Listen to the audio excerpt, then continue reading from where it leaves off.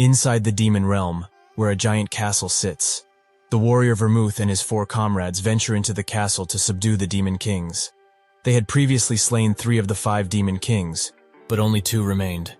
A horde of demons swarm them, and Vermouth, with just one slash of his sword, clears the way instantly. This is the power of the great Vermouth. A mage walks behind him and says that against this many, she can most definitely use her powers. She does so, and countless elements pop out of nowhere, clearing the way. This is Senya, the Wise. A priestess attempts to bless everyone with her holy magic, and that's when a demon attacks her. But it seems that she's not that defenseless. Annis, the Faithful. The burliest of the group attacks with a giant axe, and with just one swing, he butchers most demons in his path, and a rain of blood and body parts wash over him. Moron, the Brave. The last person in the group, bearing quite a lot of scars, demands Vermouth stop going ahead and makes his way through the demons. This is Hamel, the Foolish. He was always jealous of Vermouth, and he considered him his rival. But nobody really recognized that. Having cleared all of the fodder, the party looks around for potential clues. That's when Hamel spots that Vermouth is in danger, and at the last second, jumps in front of him, taking the attack fully. The one who attacked seems to be a powerful demon, and Hamel falls down, as this attack has proved fatal. The demon attacks Vermouth in the same way, but now prepared, he dodges, and with one swift motion, cuts him in half. The party rushes to Hamel's side, and Vermouth looks down, noting that he didn't need to die like that. Hamel says that this death is honorable, and until this very moment, which would become his last, he regretted his past as he wasn't honest with his friends. Hamel reaches his hand forward and demands Vermouth defeat the Demon King. He grabs his hand and swears in his warrior's name that all of the Demon Kings shall be massacred. Hamel smiles with a certain regret and makes his peace with everyone. He asks Anise to pray for him. He says to Moron that he's the bravest warrior there is, and when he turns to Senya, he notes that he always liked her. That's when we find out this was just a story a boy with gray hair and yellow eyes read, who says that he never said he liked Senya. This is just pure fiction. Every time he reads this nonsensical book, it gets him extremely angry. Which person wrote this like a children's book? If only the author weren't anonymous, he would be able to show him a thing or two. He picks the book back up and wonders why everyone has such great titles, like the Wise or the Great, yet he was the Foolish. Was this perhaps written by some guy he pummeled 300 years ago? The same goes for his companions as well. Why didn't they do anything to this book? But it's fair, considering that they would never think the once-dead Hamel would reincarnate like this with all his memories intact. He, Hamel, died in the middle of subjugating the Demon Kings 300 years ago and was reincarnated as a descendant of Vermouth. Now, he goes by Eugene Lionheart, and he's 13 years old. While he was still alive, Vermouth had many concubines aside from his first wife. Eugene finds this strange, as he wasn't the type to chase women needlessly. Did he perhaps change his mind? But it wouldn't be so bad, as everyone has needs, so he gets it. The only families considered direct descendants are the children of the first wife. Even with the same surname, which is Lionheart, Eugene's family is considered an indirect branch. These types of families are forbidden from training their mana and from using real swords before the blood sacrifice ritual. For a 13-year-old, he's quite buff, and he thinks that today is the last time he uses a wooden sword. He trains with his sword, and his movements are extremely fast. Not long after beginning to train, he snaps the dummy into 2. His father looks at this with a scared expression and notes that this is not the first time he has broken one of these. Eugene turns to him, and his father notices how muscular he is. Quite scary for a 13-year-old. Eugene may be his son, but sometimes he's scared of him, as he doesn't act or speak like a child. There is no innocence left in those eyes of his, and even though he lost his mother at a very young age, he has not once missed her. Eugene says that the blacksmith in this town is utter trash, and selling low-quality garbage like this should be considered a crime and punished accordingly. His father coughs and says that he will give him a warning, but on the note of stuff to do, the blood ritual is tomorrow. Eugene thinks that this blood ritual of theirs is a dumb lion heart tradition held once every 10 years. Every child, between 10 and 15, whether from the direct branch or otherwise, gathers at the main family residence for the ritual. There, they compete in a sort of trial to find out who is really worthy of the Lionheart surname. But the main branches have an advantage, as they are allowed to train with real weapons and mana from a young age. So they are basically making sure the main family does better and that the branch families stay at their level. The father looks at the dummy and thinks that this son of his has such talent that he cannot imagine him being his son, and if only he were born into the main family. But no, if only he weren't this talented. Just like him, he wouldn't have to see and feel the difference between reality and his talents. Eugene asks what happened for him to have such a sad expression, but his father dismisses it as nothing. Eugene sighs and thinks that he's probably beating himself up for not being a good father. The father suddenly grabs him by the shoulders and demands he never compete with the children from the main family, as however talented he really is, he won't match the power of those kids, who have learned with swords and mana for a long time. Eugene smiles and says that he won't, but this is a lie, as this is just an easy win, considering he's basically fighting some 10-year-olds. He spots another dummy, and while walking to it, thinks that in this blood ritual, there will be 3 from the main family and 6 from the branch family. One of the 3 children from the main family is the son of the first wife, and the other 2 are twins from a concubine. So aside from the 2 high-authority branch families, the rest can be considered losers. Eugene raises his sword in the air and destroys yet another dummy in a single blow. Now he really wants to see how good the descendants of Vermouth really are. Tomorrow arrives, and while Eugene takes the carriage to the ritual, he thinks that when he was a Hamel in his past life, he thought of himself as a genius. Things were easy to learn for him, even as a child, and his improvement was fast compared to others. But this didn't stop Vermouth from commending his technique, noting that if he tried harder, he would be much, much stronger. He says that he's doing his utmost, and not everyone is a genius like he is. The only real problem he had was that he wasn't a genius, but someone close to him was.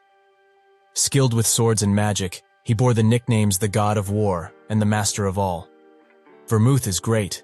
He was formerly just a mere duke in his homeland, the Kiel Empire, but retired from his position and was praised as a warrior until the end. And the other companions of his, Senya the Wise, who took the position of Magic Tower Master, is the youngest master of all time in the Mage Kingdom of Aroth. Anise the Faithful, who was extremely rotten inside, is now called a saintess in the Holy Empire of Eurus. And there's even scripture about her teachings. Moron the Brave surprisingly managed to make his own kingdom, which he sadly named after himself. So naturally, one is forced to think they had pretty good lives until they died. So why is the Demon King still breathing? Back then, Vermouth definitely swore that he would destroy all of the Demon Kings, the shameless bastards.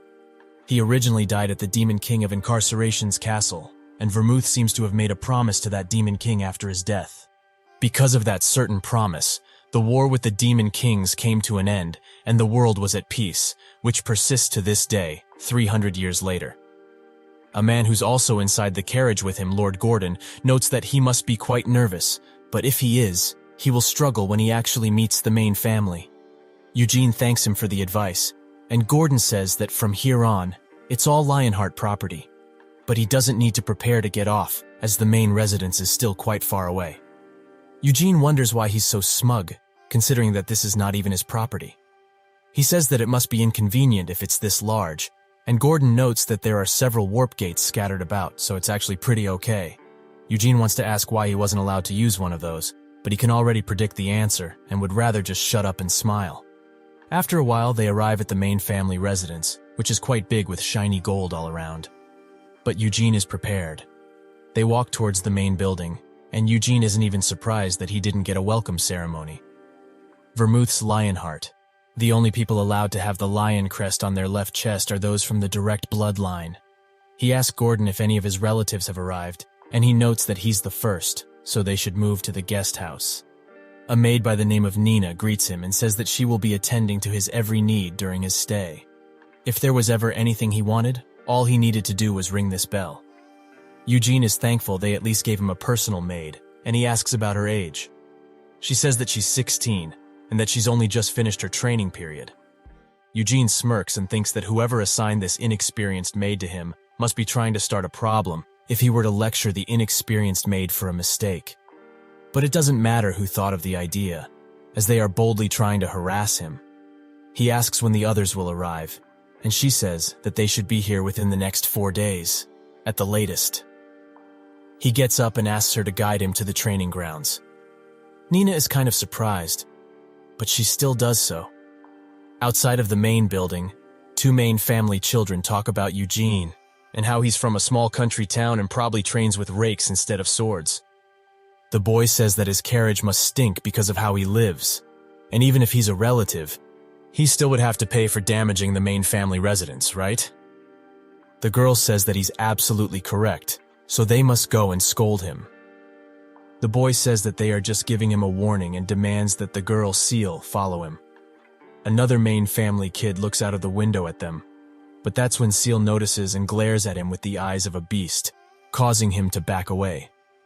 Eugene begins training with a spear, and while doing so, notes that he was in no way lazy in his past life as Hamel when it came to training. But this new body has been furiously trained since he reincarnated, and no matter how much he pushes his body, he hasn't gotten sick once, and his injuries heal extremely quickly. This body of Vermouth's descendant is capable of stuff he would only dream of. Nina looks at him training and is mesmerized. To think he would be capable of moving this fast with sandbags on his arms and spear. That's when she hears someone ask what this guy is doing, and she recognizes these as the siblings Cayenne and Seal, also asking what they are doing here. Cayenne repeats his question. What is that guy doing there? Eugene stops his training and says that it's very clear what he's doing, practicing the spear. He also calls him an idiot, and Seal pushes her brother to do something, as that country kid just called him, a main family member, an idiot. Cayenne gets angry and demands an apology. Eugene instantly apologizes, leaving him quite silent. He says that it wasn't sincere at all. He needs to bow down with sincerity, then apologize.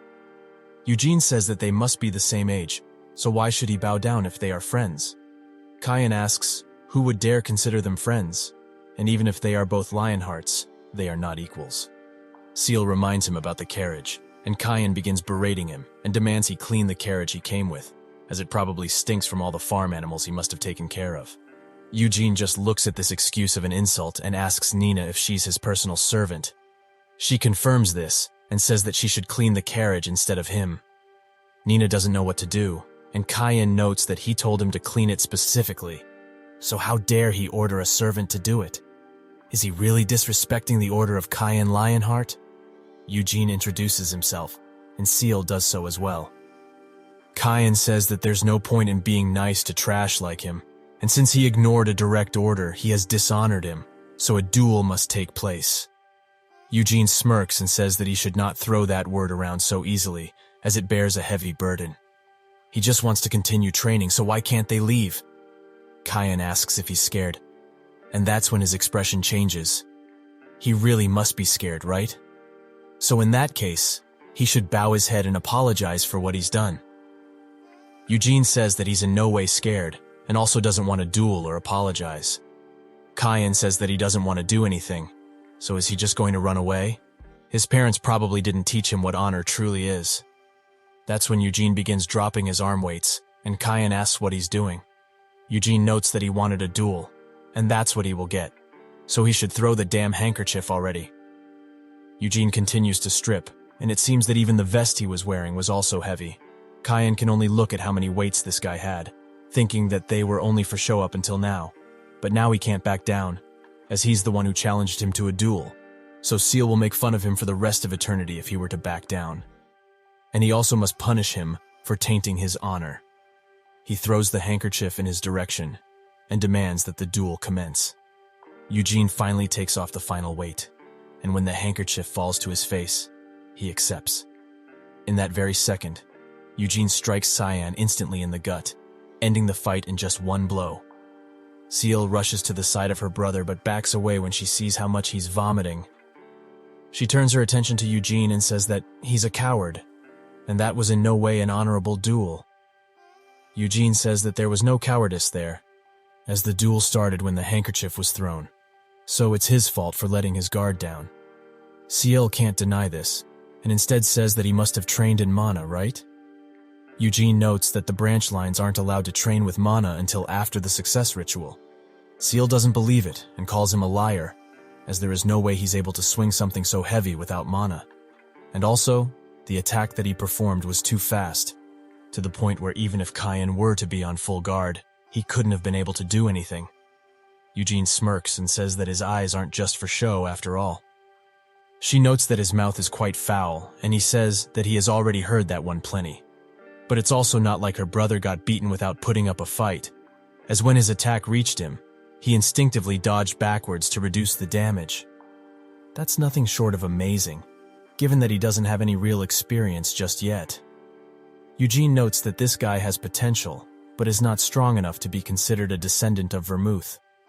Kyan gets up, and with heavy breath, calls Eugene a coward, who says that they really are siblings, considering they say the exact same things. He makes his way towards him, and notes that if he's an honor-bound descendant of the Lionheart family, he should humbly admit defeat after losing. Kyan becomes embarrassed, and Eugene thinks that he should have held back a little. As this is the child of a patriarch, won't they do something to punish him? That's when a man rushes to see what's going on with a stern face. Eugene notices the lack of a lion on his chest, so he's probably just a knight hired by the family and pretty skilled at that. Kyan calls him by his name, Hezar, and rushes to his side, noting that he lost to a country person like that guy. He challenged him to a fair duel, and lost. Hezar looks at Eugene, and introduces himself as the one in charge of instructing Kyan. Eugene also introduces himself and says that he's from Gidol. Hezar notes that is where Jahard's family is, and Eugene confirms that man is his father. Hezar demands to know what happened here, and Eugene says that Kyan simply picked a fight with him and also insulted his father. Kyan denies this, but Eugene says that he told him that he was not taught honor by his father, and also called him a coward. All of these insults to him, and also to his father. Weren't they enough reasons to accept the duel? Hezar thinks that all of these are valid reasons and takes Kyan away, noting that they should get his injuries treated as soon as possible. While leaving, Seal waves him goodbye, and he does the same. A few days pass, and while having a very big meal, Nina offers him the information that he requested. Deacon, Hansen, and Jules are planned to arrive tomorrow at noon, while Gargus and Desira are planning on coming that evening through a warp gate. Eugene thinks that they're coming faster than expected, and the succession ritual will commence soon. He walks out of the dining hall and apologizes to Vermouth as he's going to be messing with his descendants from now on, so he hopes he won't be upset about it. But it's not like he wanted to become one of his descendants. It's just a damn reincarnation after all. Kyan gets interrogated by his mother, the second wife of the main family, Anasilla, and asks if her son really lost against someone from a branch family. Hezar confirms it, and she demands Kyan come next to her. She strikes him with the fan in the same place he got hit and asks if he really lost in a single strike. Kyan says that she's hurting him, and she demands that he stop complaining, as well as an answer from Hezar. Did that kid really not train with mana? He confirms this and says that Eugene doesn't possess an ounce of mana in his body. She asks Seal how her brother lost, and she explains that just as the duel started, Eugene hit him with the spear, and Kyan tried to retreat, but it was too late. The mother laments the duel being lost in a single blow, and Kyan tries to tell her something, but that's when she slaps him with all of her might and screams, demanding to know how he lost a duel in front of those lowly beasts, and to a child that lacks mana. Soon his father will be back for the ritual. So how's she going to face him then, huh? Kyan begins shaking and apologizes. The mother says that she would like nothing more than to cut Hezar's head off, but her husband favors him. He must train Kyan once more so that he may never disgrace her like this again. With that, they leave, and Hezar seems to be more of a parent to Kyan than his mother ever will be. She eventually calms down and asks Seal to befriend Eugene, or whatever his name was. Seal asks why, and her mother explains that right now, he's strong enough to win against her brother, so that's why. She thinks that if it were her way, she would kill that little cheat, but then she would become the first suspect. And if a feud were ever to break out within the family, the guardians of the familial law would come, and she must avoid that at all costs. The mother says that she just needs to become friends with him, and Seal says that she will do it, as she also has an interest in him, so she will befriend him. Her mother smiles, an evil expression running across her face. The next day, 3 boys from the branch families arrived at the family residence: Hansen, Deacon, and Jules. While Eugene is training, Nina comes up to him with his clothes and notes that everyone has arrived. Eugene says that he thought they would have come at night, but they are here earlier than expected. Nina notes that the patriarch has also arrived, and he must quickly go. But he also needs to change his clothes. Eugene notes that he would be late if he were to do that, so he will just go meet him like this. They all wait at the front gate for the patriarch, and Eugene looks around.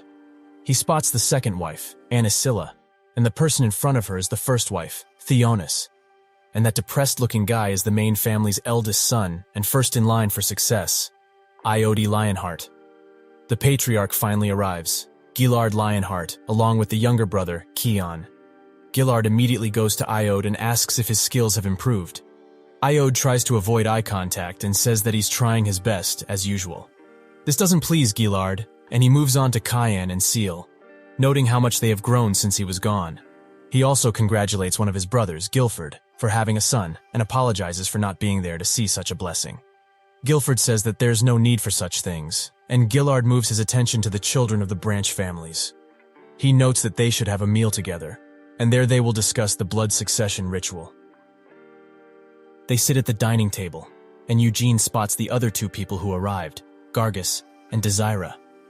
He thinks that these were the people who came through the warp with the patriarch to attend the ritual.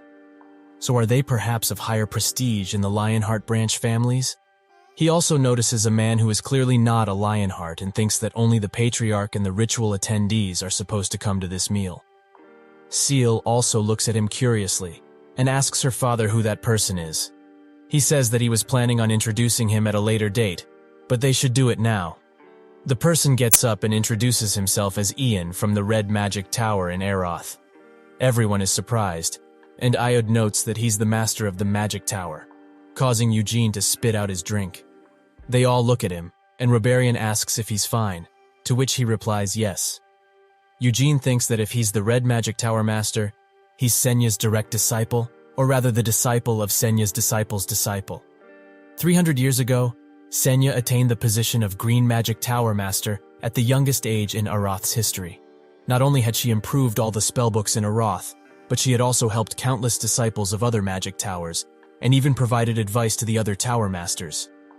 To this very day, the Green Magic Tower Master and Roberian still consider her their great master. But the most surprising thing is that he would meet someone related to his old companion so early. Gillard begins talking to Eugene, and notes that he heard about him from Theonis, and that his son dishonored him and his parents. Cayenne looks down in shame, and Eugene says that he did, but holds no real grudge against him. Gillard asks if it's because he won the duel, and Eugene notes that it would have been if he were to lose, because if he were unable to protect his honor, then it is his duty to at least accept this as fact. Gillard smiles and notes that he's better than his son. He starts speaking with Cayenne and notes that he's not ashamed of his defeat. But it does shame him that he's embarrassed by losing, and how much he worries about how he's going to feel about it. It was a duel that started because of his insults in the first place, but he still hasn't apologized, even after losing.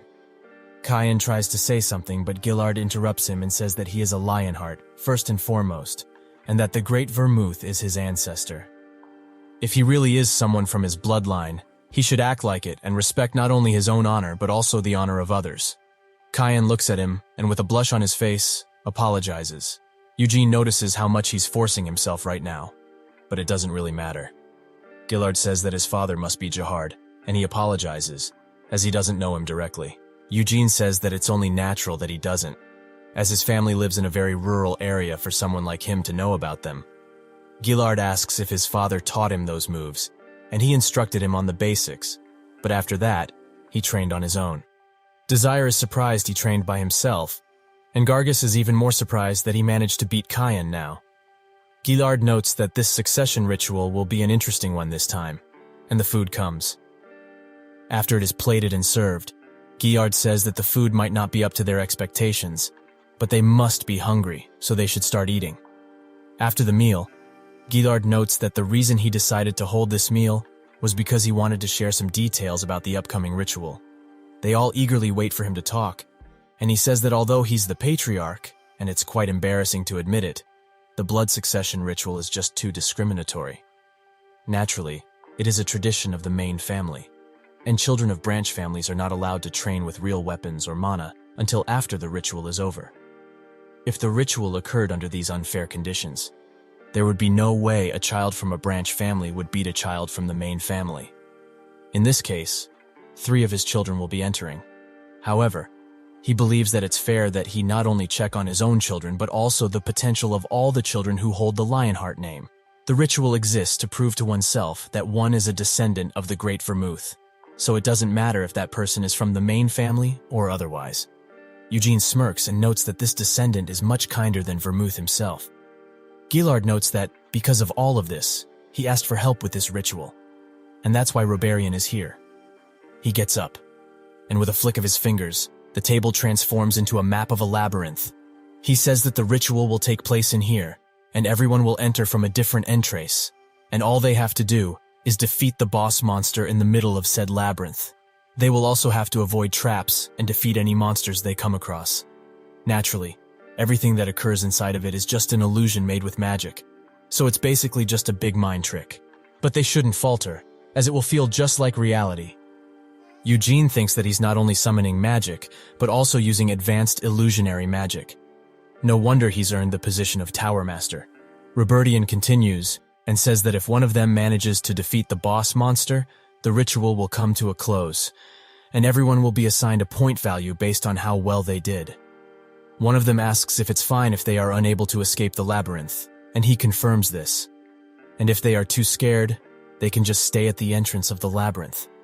Eugene asks what they get for defeating the labyrinth boss, and Gillard smirks. He will allow them to take anything they want from the main family's underground treasury. Eugene is excited now, and finds this amazing. While walking away, he thinks that it still should be easy, and his only real problem is what to choose from the main family treasury. That's when he spots Desira and Gargus, who seem to have been waiting for him.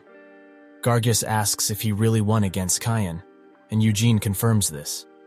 And also, if they are done questioning him on useless stuff, he will be leaving. Gargus tries to stop him, but he just shrugs, not knowing what to say. Eugene makes his way to the training grounds and continues to practice, but he gets interrupted by Desira and Gargus, who are waiting for him to finish, with Desira holding spears in each of her hands. Eugene wonders why they haven't just gone to sleep yet, and that's when Gargus walks in front and, after a short second, rips out his shirt. He begins breathing heavily and pumps all of his muscles, making them glisten. Eugene wonders what just happened, and Gargus notes that he can touch it, but Eugene rejects this instantly. Gargus notes that his family has a secret muscle growth potion that accelerates muscle growth depending on training, while not accumulating mana within the body. And naturally, there aren't many side effects to this. Is he perhaps interested? Eugene asks if he's here to sell him the potion, and Desira says that there is one major side effect. If he were to consume it, he would start growing a beard, regardless of gender. She notes that she heard that he used a spear in his battle with Kyan, so why is he using a sword now? Eugene notes that he uses both swords and spears, making Desira think that he's just saying that he's good with most weapons. She throws him a spear, which he catches, and she says that her specialty is the spear, so they should fight. Eugene thinks that it would be easier to deal with her than that potion salesman, and he's also quite interested in how strong the high-ranking kids of the branch families really are, so he accepts the duel. They get into position, and Eugene asks what Gargus is still doing here.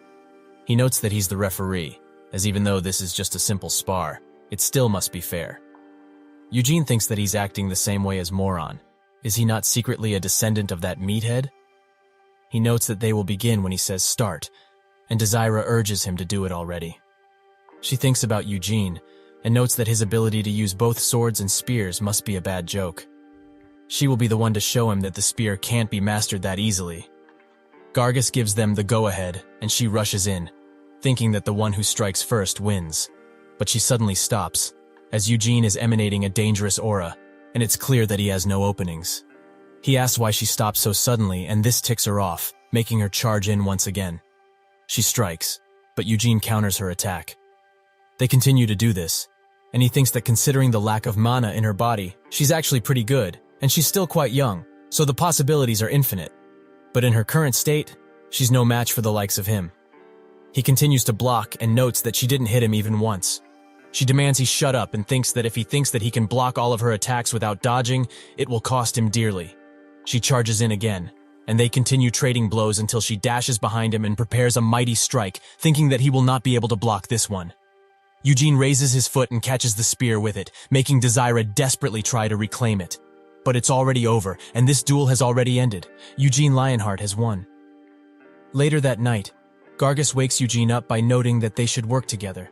Eugene wonders where he lives to wake a person up like that, and Gargus says that he just wanted to hear his response. Eugene notes that he heard the details of the ritual earlier, right? They are all coming from different entrances, so how are they supposed to do that in the first place? Gargus notes that they will end up at the same place, the center of the labyrinth where the boss monster sits. The twins from the main family will also most likely work together. Eugene asks if what he's suggesting is that they defeat the boss monster together, and he confirms this. Eugene says that he can probably do it by himself anyway, and Desire, who was leaning against the wall all of this time, says that he's just full of himself and foolish. But still, she can't deny his strength. And if he were to help them, they would surely defeat the boss monster with no real difficulty. He asks why they are so desperate to defeat that thing, and she says that in this ritual where both main and branch families participate, someone from a branch family hasn't even once. However, they have that possibility now, as they can work together. Doesn't he want to show defeat to the main family at least once? Anasilla looks out of the window and thinks that Robarian, who also came here to help with the ritual, is most likely scouting Iode as his disciple. Since he was young, he always liked reading more than being active, and because of this, he has shown aptitude for the magic arts. If Iode were to become Robertian's disciple, he would have to leave the family residence. In that time, Kyan and Seal will grow up a lot, so Iode will basically give up on being the successor. The only real problem she has right now is with the ritual, as her children will forever be called the children of a concubine. They were only able to establish their position because she didn't let this bring them down. But to think her son would lose to a child from a mere branch family. She would rather have Eugene clear the labyrinth the fastest, as if he were strong enough to do this. The main family would be put to shame, and Kyan's defeat would be covered up. 4 days later, the succession ritual is about to commence, and everyone is gathered up. Roberton prepares some magic and gives each of them a blue orb. He notes that first they will create their weapons, so everyone should try to mold the light into the weapon they want. They all begin doing so, with Seal being the first to succeed and creating a rapier. She begins testing it out and asks what would happen if it were to break. Robertian laughs and says that both the sword and labyrinth are created with magic, so the sword she has right now can't break in the labyrinth. She asks if she can make something like an animal instead of a sword, and Robertian notes that she could make a doll or golem but never a living being. Iode asks why they can't, and he notes that it's considered taboo magic. Giving birth to another life is something beautiful, and it is a power that only living beings have. Iode is quite surprised at his response, and Gargus succeeds in creating his weapon, a giant greatsword. He notes that it's like the greatsword he uses back at home, but more real and less wadden. Desira wonders who asked and finally manages to make her weapon, a spear. Everyone also finishes creating theirs, with most being swords. Eugene, however, also creates a shield, and that's when Seal asks what he will do if they meet in the labyrinth. Will she perhaps fight her? Eugene asks the patriarch if fighting is allowed, and he confirms this, as it was part of the ritual in the first place. However, good judgment and cooperation are also very important, as they are a family that all bear the same name.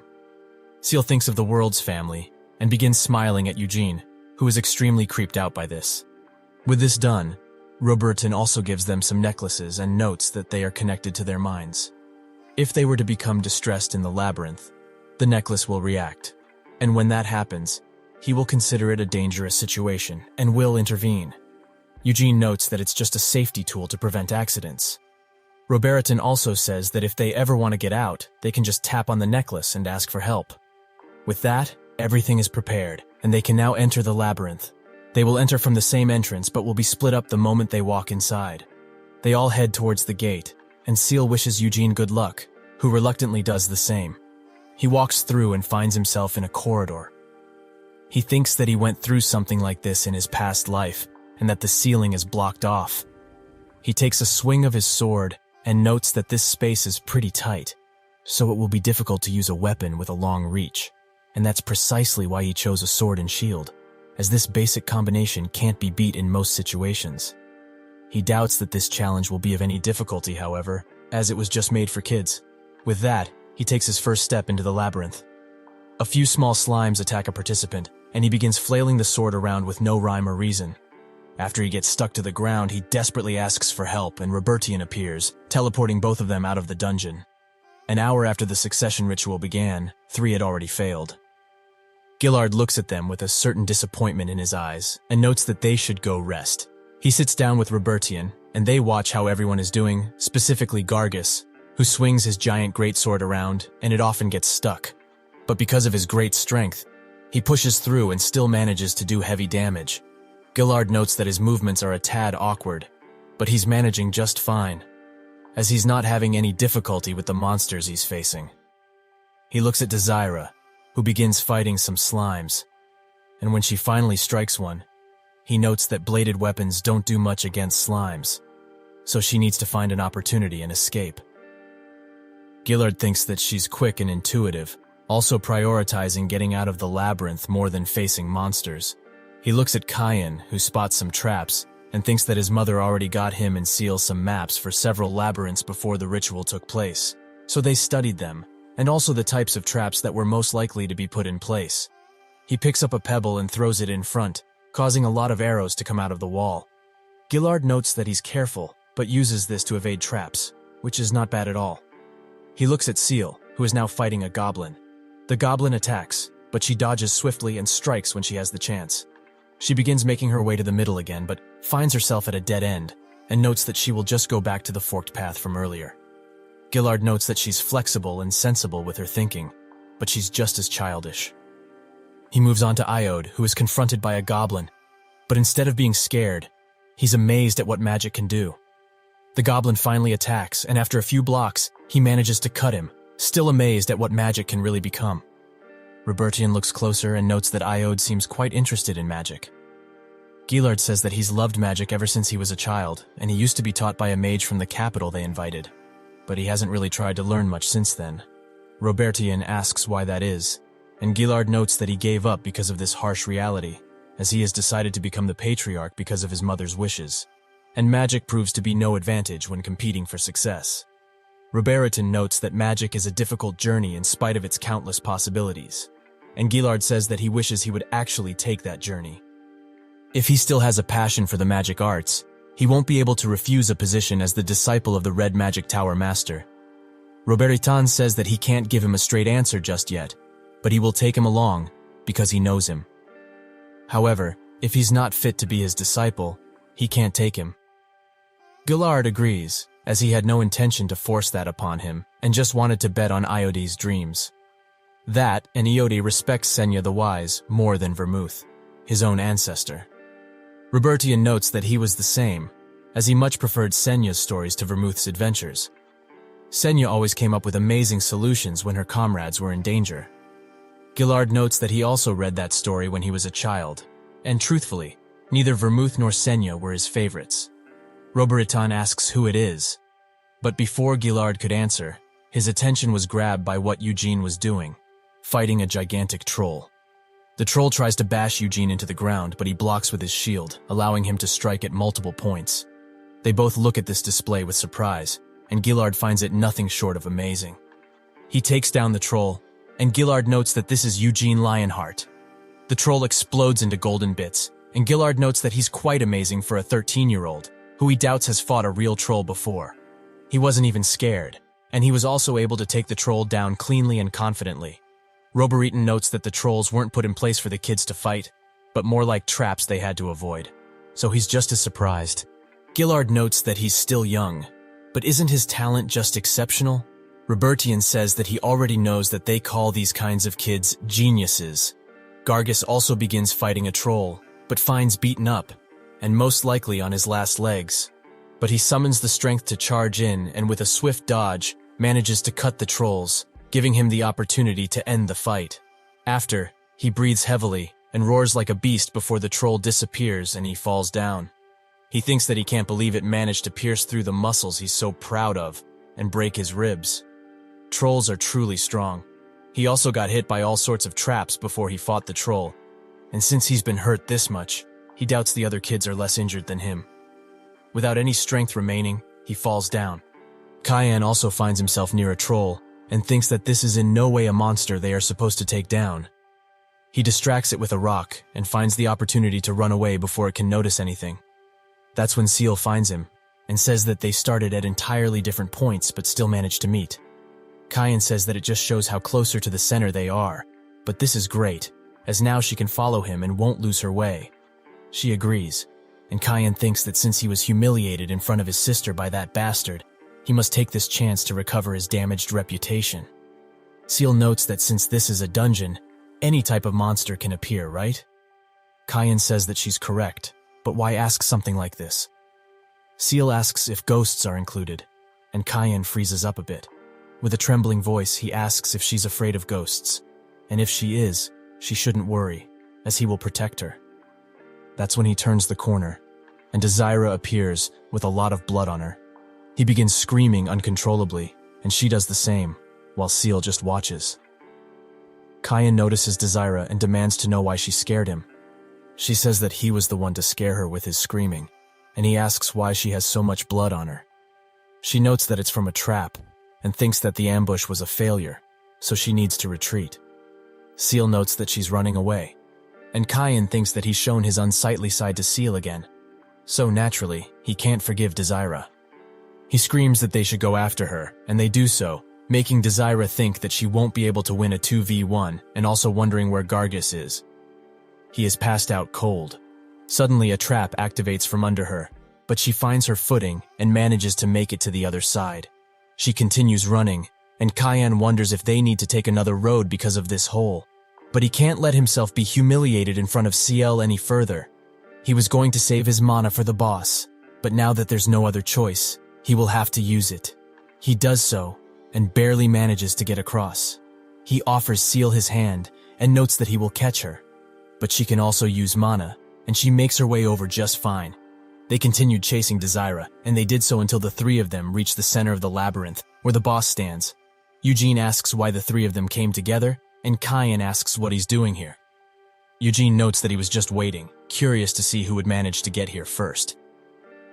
Cayenne asks if he was really waiting for everyone to get here, and Seal notes that he's the first one who got here. He confirms this, and Desira says that if he got to the center and managed to wait, she's presuming that he reconsidered the offer she and Gargus made and wants to defeat the boss together, right?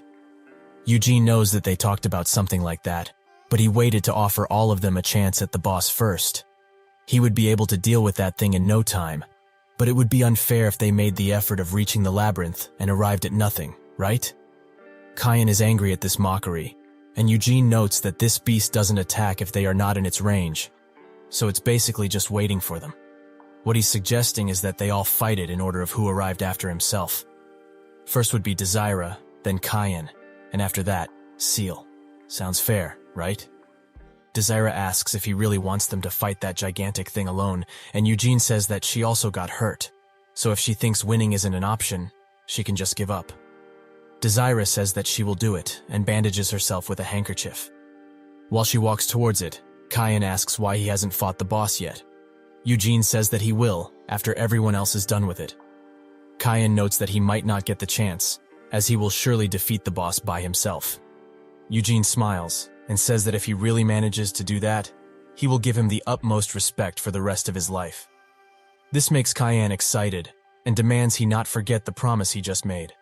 He sits down, and thinks that the Minotaur is a common monster in the labyrinths, but it's way bigger than he imagined and is surely bigger than the troll he met. However, that's the only scary thing about it, as it doesn't seem hostile compared to a troll or ogre. With this, he should be able to defeat it in one fell swoop. The Minotaur's eyes open, and it slowly gets up. Desira looks at it and wonders how she can kill something that huge. However, she has come too far to give up now. She charges in, and the Minotaur immediately tries to squish her. She dodges and swiftly gets back on her feet, allowing an attack on its hand. But the spear isn't going in, and she thinks that its hide is way too hard to pierce. That's when the Minotaur grabs her whole, and Desira thinks that surely this is the end of her life. But it simply throws her back at the group, and Seal asks why it did that when it could have just killed her outright. Eugene notes that it's not a real monster, and the battle was already over when she was grabbed, so it let her go. Kyan gets up, as it's his turn now, and notes that he will show him the difference between a branch family and the prestigious main family. Eugene just smirks, and Kyan hates his arrogance. Does he really think he can't handle a single oversized cow? He activates his mana and notes that everyone should be watching him. He coats his weapon in mana, and Desira thinks that this must be sword aura, which can cut through anything. But in order to even manifest the sword aura, a decade of mana training would be required. She can't believe how far ahead the main family is compared to them. Eugene also finds it impressive that he can use that at such a ripe age, and Kyan thinks that he can't maintain the aura for long, but it should be plenty to kill the thing in front of him. That's when the aura dissipates, and in a panic, he wails the sword around, trying to make it come back. Eugene thinks of Gillard's words about how this ritual purpose is to check the potential of those who hold the blood of Vermouth, and that it doesn't matter if they are from a branch or the main family. Eugene notes that this labyrinth was created by Robertian, and it appears that he made it in such a way that mana can't be used inside. If nobody can manifest mana in here, then the main family and the branch ones can fight on equal footing. Kyan is still dumbfounded at what just happened, and Eugene urges him to give up if he thinks that he won't win, as he will just skip a beating. Kyan looks at them and at Seal, who watches him with a glisten in her eyes. He steels himself, and thinks that he doesn't need the sword aura to defeat this thing.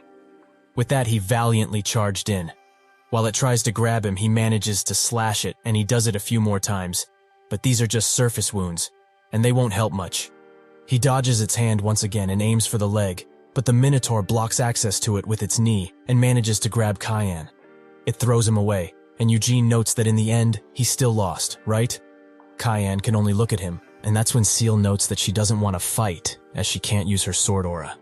Eugene thinks that she's much smarter than her brother and picks up his weaponry. While he makes his way towards the Minotaur, Seal asks if he really thinks he could win. Eugene says that he doesn't have the confidence to lose against such a beast. He arrives in its attack range and wonders how he should put it down. That's when it attacks, but he dodges and attempts to climb its hand.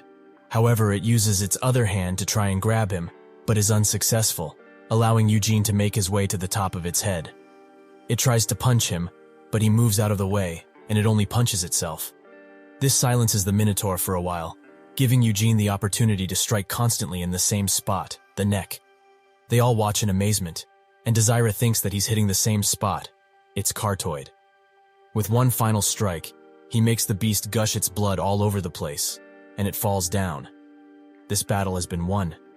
He removes the blood from his sword and asks Kyan if he saw that, who doesn't even know what to say. He finally says that he shouldn't be so proud, as he would have also been able to kill that thing if he had his sword aura. He thinks that what he says is true, but he certainly wouldn't have been able to do it like he did. This feeling that he holds now is different from fear, and he can't really hold his excitement any longer. What could this feeling really be? The labyrinth slowly begins to dematerialize, and Seal notes that the ritual is officially over. Gillard and Robertian watch as this happens, and Gillard finds it incredible that a child from a branch family, no less, managed to take down a Minotaur just by himself. Robertian sweats a bit, and notes that the Minotaur is a monster that is difficult to deal with alone, and that's why the succession ritual this time was about teamwork, so the children could try and defeat it in numerous ways together. That's how it was supposed to be anyway. That single child was also able to break through the numerous traps he set with ease. Just who is he? Gillard smiles and notes that Eugene trained a lot, and repeatedly, even with him being here, at the main family residence. He also sent people to Geidel, his town, to collect some information on him, and he's also famous for his persistence. This child has an exceptional marital physique, and his personality also suits this. He's a gem who was only found because of the ritual.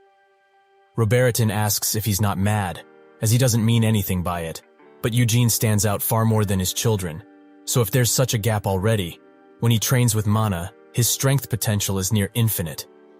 Gillard says that it's a great thing, as because of him, the Lionheart name will shine even further, right? Robertin, with a heavy breath, asks what will happen if he wants to become patriarch. Gillard looks at him silently for a second, and notes that it's only fair that the strongest one of all becomes patriarch. As if his children can't hold the position, there's nothing they can really do about it. If they're that weak to have their birthright snatched away from them, then they didn't deserve it in the first place. Robertin notes that he probably shouldn't talk about this since he's an outsider, and dematerializes the tent they were in. He also says that they have been friends for a long time, so he would at least give him some advice. He should adopt that kid. Gillard is surprised by this notion, and Robertian notes that a child from a branch family managed to outclass the main family, and a lot of branch families will laugh away just because of that, and some insidious people will even start gathering together. Gillard thanks him for the idea, and says that it is indeed an interesting one. But they should congratulate them, first and foremost. That's when the kids make their way out of the forest. They all line up, and Gillard looks at Ioti, who couldn't even make it to the center because of how distracted he was by the various magics around him. He is a bit disappointed that his curiosity came first for him instead of proving his worth as the ritual intended. On the other side, Cayenne and Seal made it to the center and weren't held back by the traps and monsters thrown at them. They couldn't defeat the Minotaur outright, but they are still immature, and that can be made up for in the future when they age. He congratulates everyone for doing well, and says that he watched all of them throughout their journeys, and is proud. He starts speaking with Eugene and notes that out of all the children who were in the ritual, he was by far the most impressive. Eugene thanks him for the praise, and Gillard says that his methods for dealing with traps and monsters were nothing short of amazing, especially the one-on-one fight he had with the troll, which he got out of with no injuries. This surprised Gargus, who wonders how he managed to not sustain any injuries with that scrawny body of his. But it's quite unfortunate, as if he had the muscle growth potion he offered him, he would have been able to build a temple from his body. Robertin says that if he's honest, he thought this ritual would have taken at least a few days, but it seems that he's underestimated them quite a bit. He thinks that even though they are quite young, they are still descendants of the great bloodline, and it certainly shows. It is also quite fortunate that he has the opportunity to watch these gemstones, which have such a shine to them. Gillard urges everyone to rest, as he would have liked to welcome them with a banquet, but they passed everyone's expectations, so he didn't have time to prepare one in advance. He asks Robertian to take the children back, and he begins doing so, but that's when Gillard calls Eugene to his side, as he will be coming with him. This catches Seal's attention, and she asks if he's going to give him the present now. Gillard says that there's no reason not to, and it's more exciting for the both of them if he gives it sooner. Seal thinks that she's pleaded with her father many times to let her into the underground treasury, but he never allowed her in, and now she can only look at the both of them. While walking towards it, Gillard notes that it seems like he can use various weapons. Eugene says that he's just overestimating his abilities, but Gillard says otherwise. He used a sword and shield in the labyrinth and a spear to battle Cayenne and Desira. Eugene thinks that he found out about his match with Desira, which isn't surprising, as he's the patriarch after all. Gillard notes that the sword is the weapon that symbolizes the Lionheart family now, but their ancestor, Vermouth, wielded multiple weapons, and skillfully at that. That's why he was called the God of War, and the Master of all. But Vermouth wasn't the only one who was able to wield various weapons. His companion, Hamel, was the second most skilled, after Vermouth, of course. Eugene clears his throat and notes that in the children's book he read, Hamel was called foolish. Gillard laughs, and says that he also read that book when he was young, but if it weren't for Hamel causing trouble, the book would have been quite boring, right? And if he's honest, he liked Hamel more than Vermouth. This surprises Eugene, and he wants to know why. Gillard notes that he liked that Hamel was more human compared to the untouchable Vermouth, as it was shown in the book quite often. Hamel always felt inferior to Vermouth, but was never discouraged, and instead, he always overcame his shortcomings. And in his last moment, he sacrificed himself for his companions and the whole world. Eugene thinks that children's books emphasize things to teach kids about stuff. He smiles and says that he also liked Hamel the most, thinking that if it feels good, it should be appreciated. They arrive at the vault, and the guards bow down while they let Gillard in. They make their way down the steps, and Gillard says that he's the first person who isn't a patriarch to enter this place. Eugene asks if it's really fine for him to be here, and Gillard confirms this, as he already promised something from here, right? And the situation has also been discussed with the elders of the Senate. Eugene knows about them. They are the old lions of Lionheart, and including the previous patriarch, it's something even people with great status in the branch families are affiliated with. He asks what the contents of the treasury are, and Gillard notes that its inheritance has been accumulated throughout hundreds of years, and among them are also things left behind by the great Vermouth himself. Eugene asks if the sacred sword is also being kept here, and Gillard confirms this, but he can't have it, as it's the symbol of the Lionheart bloodline, and nobody can own it. Eugene notes that it's quite unfortunate, and Gillard says that this is not the only reason, as after Vermouth passed away, nobody was acknowledged by the sacred sword. Eugene wonders what that is about, and Gillard notes that he will get it when he holds the sword. They arrive at the door of the vault, and Gillard bites his own finger and puts a few droplets of blood into a container, allowing the door to open. Gillard urges him to enter, and he will wait here, as if he were to enter with him. He would be conscious of his presence, and wouldn't be able to choose what he truly wanted. Eugene thanks him for the consideration, and so he walks in. The door closes behind him, and he smirks. His first objective is to grab the sacred sword. This sword has existed since the mythical ages in the Holy Empire of Eurus, and it is known as an item bestowed by God. The sword, which had been sealed for a good while in the central temple, recognized Vermouth as its owner instantly. This sword pierced the heart of Helmand's fifth-ranked demon king of slaughter 300 years ago. But after that, it was basically an oversized torch. He tries to yank it out of the ground, but it doesn't budge, and Eugene thinks that even if he somehow managed to draw it, he couldn't keep it. So he should give up and look for something else. He begins to look around and spots the Devourer's sword. It's a sword that devours the mana of what it kills and makes it its own. It can also split strong magic with one single hit, but the reason Vermouth was able to handle it was because he was also a talented mage. So it's too much for him currently, but there are many familiar weapons in here. The dragon spear, Carbos, is a weapon comparable to a dragon's breath, though quite slow to warm up.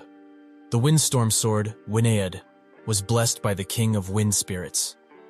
The lightning bow, Pernoia, which is able to call down a lightning strike no matter the distance. The sword of no return, Zabel, when imbued with magic, splits into pieces and forms a formidable whip. The shield of Gadion can send any attack it receives into the void. There's nothing here that would really disappoint him were he to pick them. But is this really all they have? What about the demonic spear or the moonlight sword?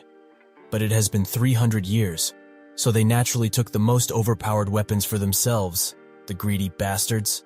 While thinking, he comes to the conclusion that the most suitable weapon for him now would be Winead, as he can summon wind spirits with it, and also their king, if he had enough mana, that is. Spirit magic is hard to get into, as without talent, not even a skilled mage can control a single low-grade spirit. However, with Winead,